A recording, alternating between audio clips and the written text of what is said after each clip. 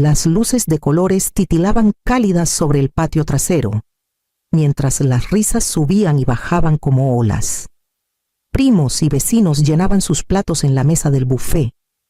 Con el aroma del pozole y los tacos flotando en el aire, había pasado semanas planeando esta noche, decidida a que nuestra primera reunión en la casa de adobe mostrara cuánto habíamos avanzado Esteban y yo después de años de rentar. Por primera vez, quería sentirme anclada, sentir que este lugar era realmente mío. Catalina llegó tarde, sus tacones resonando contra el piso de cerámica, con una sonrisa tensa. La saludé con cortesía, aunque sus ojos pasaron por mí como si yo fuera solo una invitada en mi propia casa. Adrián la seguía, con los hombros encorvados, dándome un leve asentimiento antes de perderse entre la multitud. Intenté ignorar el nudo que se apretaba en mi pecho. A mitad de la noche, Catalina tomó el micrófono que habíamos preparado para el karaoke. Pensé que iba a brindar. Las charlas se apagaron. Los vasos tintinearon suavemente mientras todos se giraban hacia ella. Carraspeó y, con una sonrisa burlona, dijo: «Ya hablé con un abogado. A partir de este momento, yo soy la verdadera dueña de esta casa». Sus palabras cortaron el aire como navaja. Luego me señaló directamente. «Ella ya no es bienvenida aquí». Jadeos recorrieron la sala. Los platos se detuvieron. Las miradas se clavaron en mí. Mi hijo bajó la vista al suelo, mudo. Esteban, al borde del cuarto, sostenía su copa de vino, girándola como si nada pasara. No me miró, ni una sola vez. Sentí la mano de Clara deslizarse en la mía bajo la mesa, firme y segura. Mi pulso latía fuerte, pero mi cuerpo se negó a darle a Catalina el colapso que esperaba.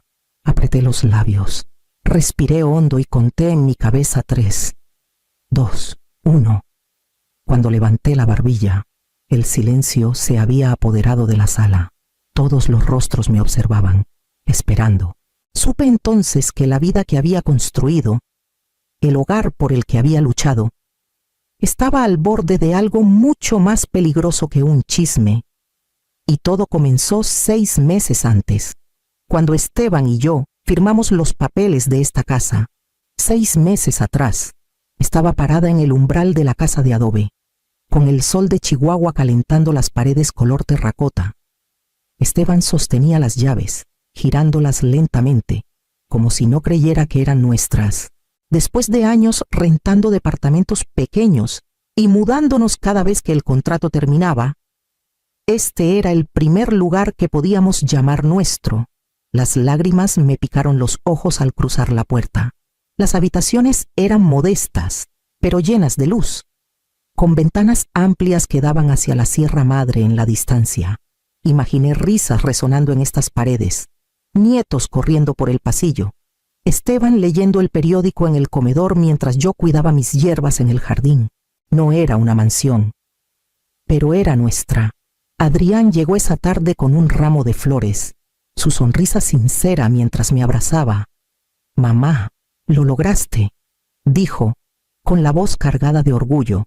Por un instante mi corazón se hinchó, pero entonces apareció Catalina en la puerta, con los brazos cruzados, sus ojos recorriendo la casa como si fuera una crítica de arte.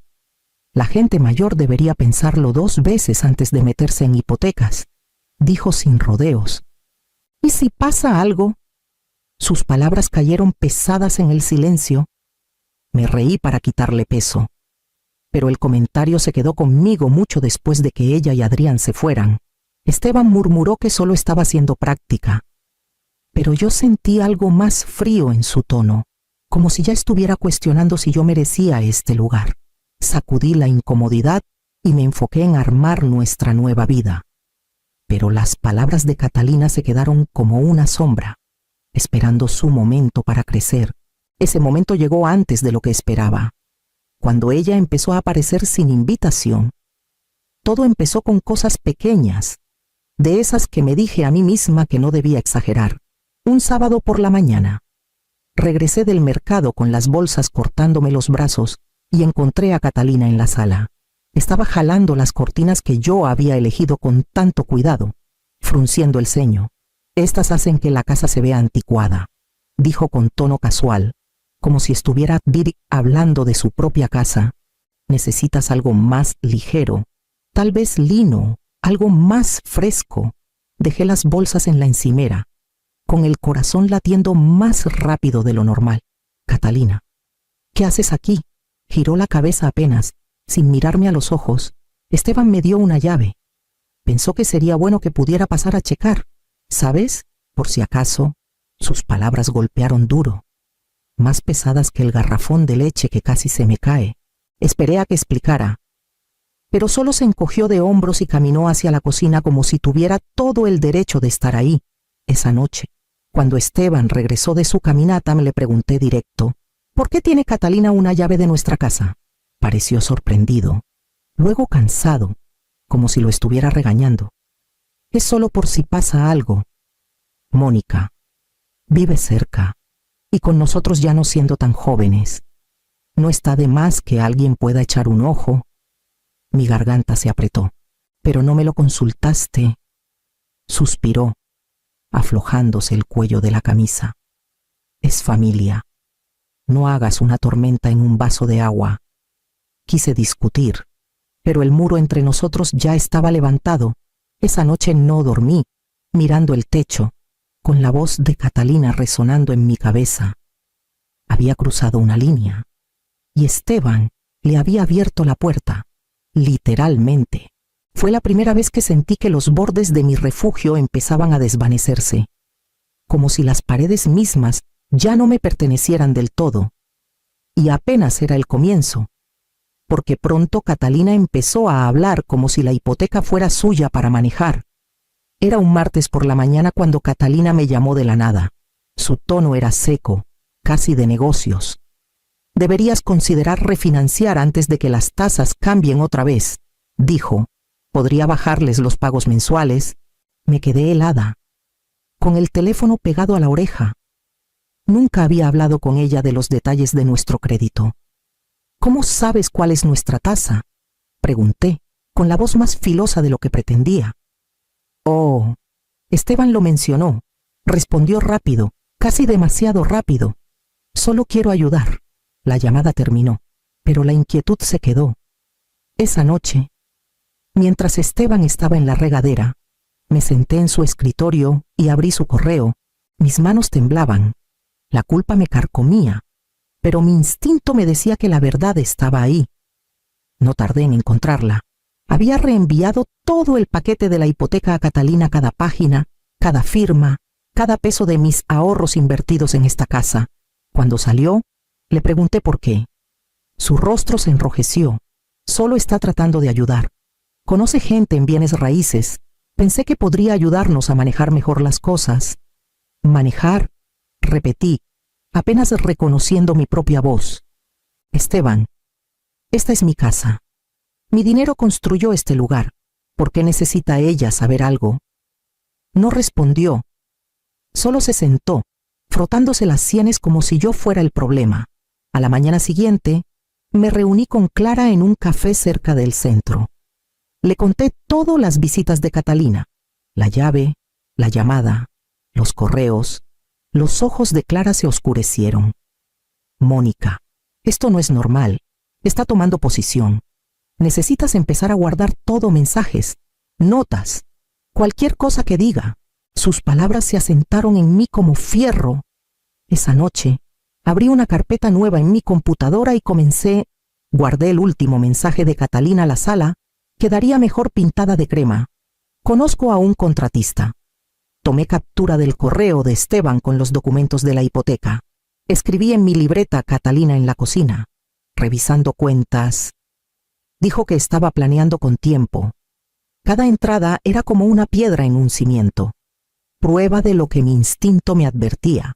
Y aún así, sentía que apenas había rasgado la superficie, porque pronto Catalina haría públicas sus intenciones. El primer fin de semana cálido de primavera, organizamos una carne asada en el patio. El olor a maíz asado y carne al carbón llenaba el aire. Las risas se entrelazaban con el tintineo de los vasos.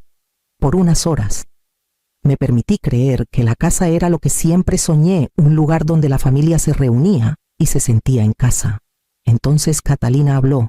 Estaba cerca de la parrilla, con la voz lo bastante alta para que todos la oyeran. Bueno, claro, yo ayudé con el enganche, dijo, echándose el cabello hacia atrás como si fuera algo que todos sabían. Adrián y yo queríamos asegurarnos de que mamá y papá no se metieran en un lío. El murmullo a nuestro alrededor se desvaneció y sentí una docena de ojos sobre mí. Mis mejillas ardían. Abrí la boca para corregirla, pero me detuve al ver a Esteban bajar la mirada, con los hombros encorvados. No dijo nada, no me defendió, dejó sus palabras flotando en el aire como si pudieran ser ciertas. Forcé una sonrisa y me ocupé de los platos, pero por dentro algo se rompió. Más tarde, cuando los invitados se fueron yendo, entré a la cocina y encontré a Catalina sacando sobres del mostrador, recibos de luz, estados de cuenta, mis papeles cuidadosamente ordenados. ¿Qué haces?, pregunté, con la voz cortante. No se inmutó. Se acercó, su perfume sofocante, y susurró: «Esta casa será mía tarde o temprano». Mi corazón dio un vuelco, la rabia mezclándose con incredulidad. Antes de que pudiera responder, Esteban apareció en la puerta, vio los papeles en su mano, vio mi rostro, y aún así no dijo nada.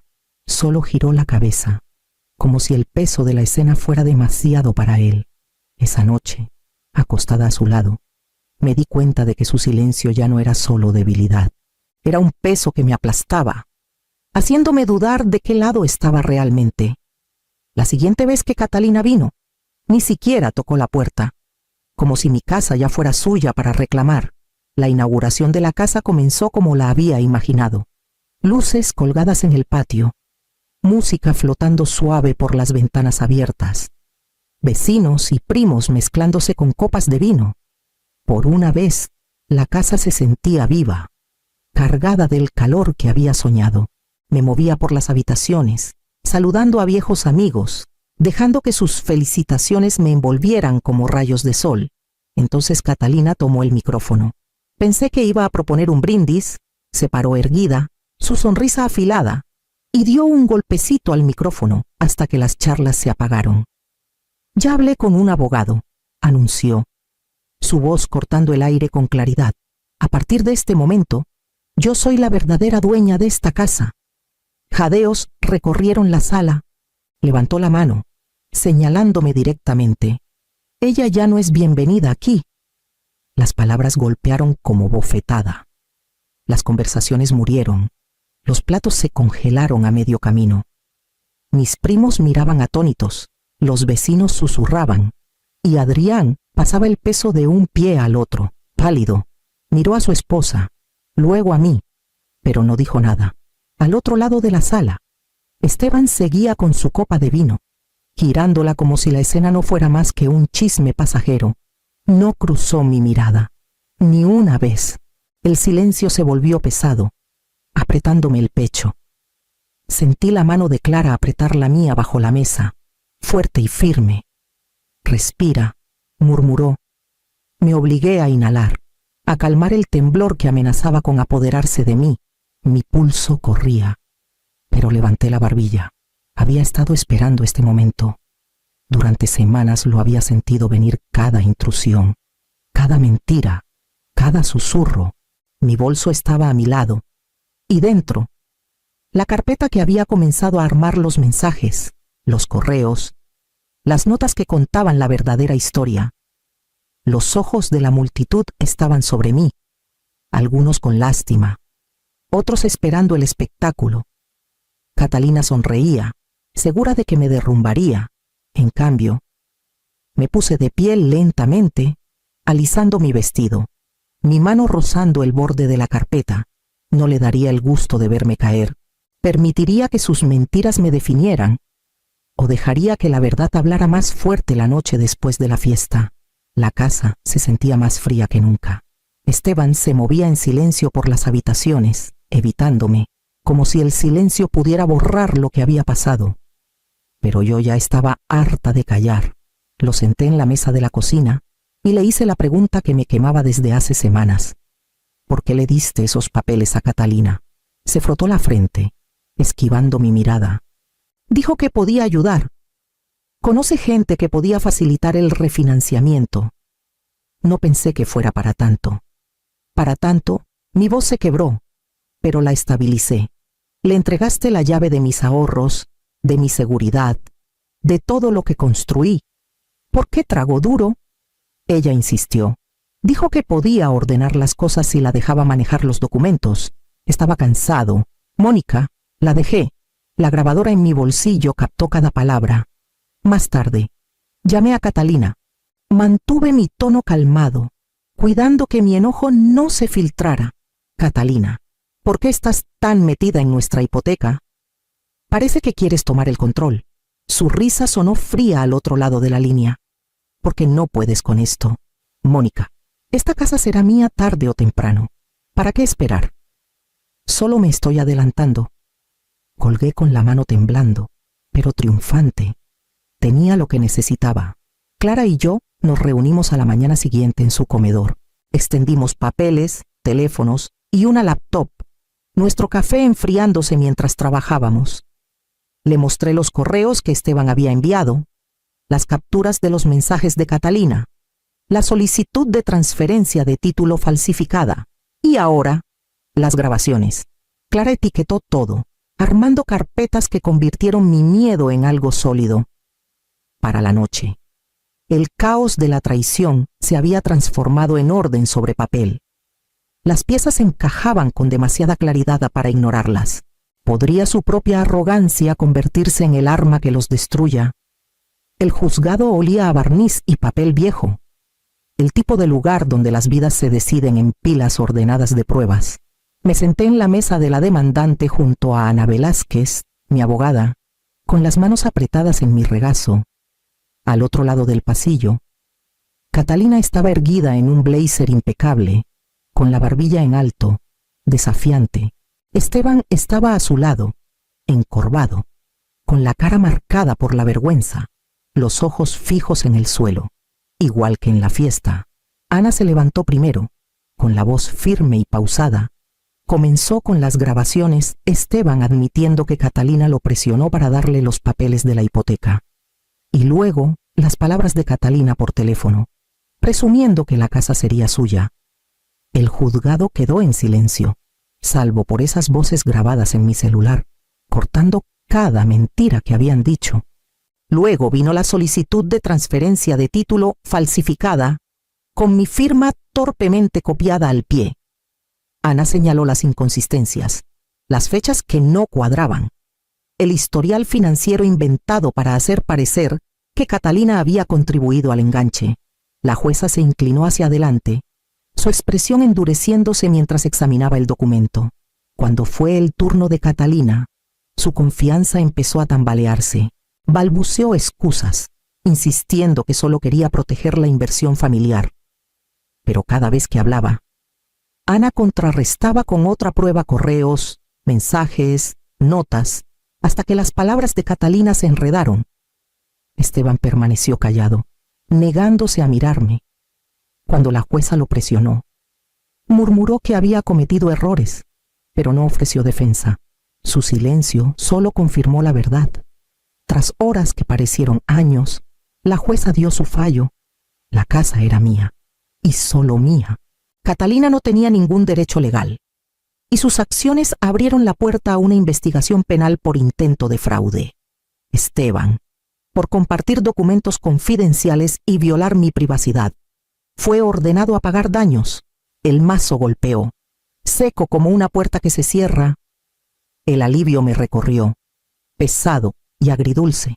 Miré a Clara en la galería, sus ojos brillando con orgullo silencioso. Cuando llega la justicia, repara los lazos familiares o los corta de una vez por todas.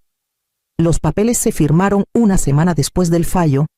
Salí del juzgado con el decreto de divorcio en una mano y las llaves de la casa en la otra. Esteban no peleó. Se mudó con Adrián y Catalina. Su silencio hacia mí más elocuente que cualquier despedida. Por primera vez en décadas me sentí libre. La reputación de Catalina se derrumbó rápido. La investigación por los documentos falsificados se esparció por la comunidad. Y los mismos parientes que antes asentían a su arrogancia, ahora la evitaban por completo. Siempre se había enorgullecido de las apariencias. Y ahora cada mirada cargaba juicio. No celebré su caída, pero tampoco la lloré. La casa, antes cargada de tensión, empezó a respirar de nuevo. Abrí las ventanas al aire del desierto. Reacomodé los muebles a mi gusto y dejé que el silencio se convirtiera en una especie de música. Clara estaba ahí casi todos los días, su risa llenando la cocina, mientras pintábamos paredes y plantábamos hierbas. Para el verano, el patio frontal floreció con lavandas.